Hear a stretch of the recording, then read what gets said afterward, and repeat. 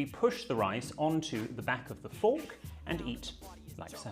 Now, I'm not going to comment on how other cultures should eat, no matter how awkward or inefficient it looks. But this got me wondering, how did the Chinese ended up using something requiring dexterity and months of training at the very least as their primary utensil for dining? Not having knives on the dining table is understandable, but spoons, fork, wouldn't these be more intuitive?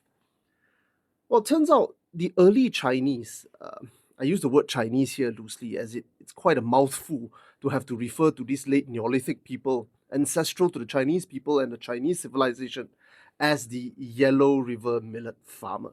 Now, it turns out that these early Chinese did use spoons as their primary utensils because this is a time before the Chinese expanded to the Yangtze River, and hence a time before the Chinese ate rice as staple.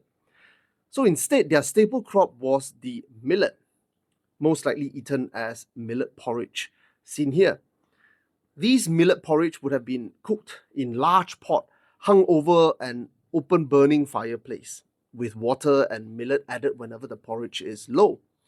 Large extended family would clamor around the fireplace, eating directly from this slow boiling pot of millet porridge, scooped into individual bowls with a spoon. This unremarkable practice underlies two dining traditions that is continued to be practiced by the Chinese until today. The first is the Chinese culinary tendency to serve boiling instead of warm food. The second is the Chinese tradition of round table communal eating, where dining is not a quiet, ritualized experience, but rather a noisy family and social bonding affair.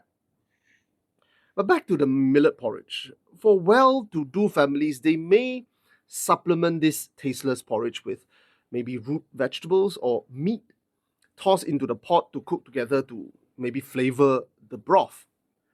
But to fish out these chunks of meat or veg, one could use a long ladle, of course, but as the Chinese would discover, two long sticks with a bit of dexterity training is more suitable at accomplishing this job.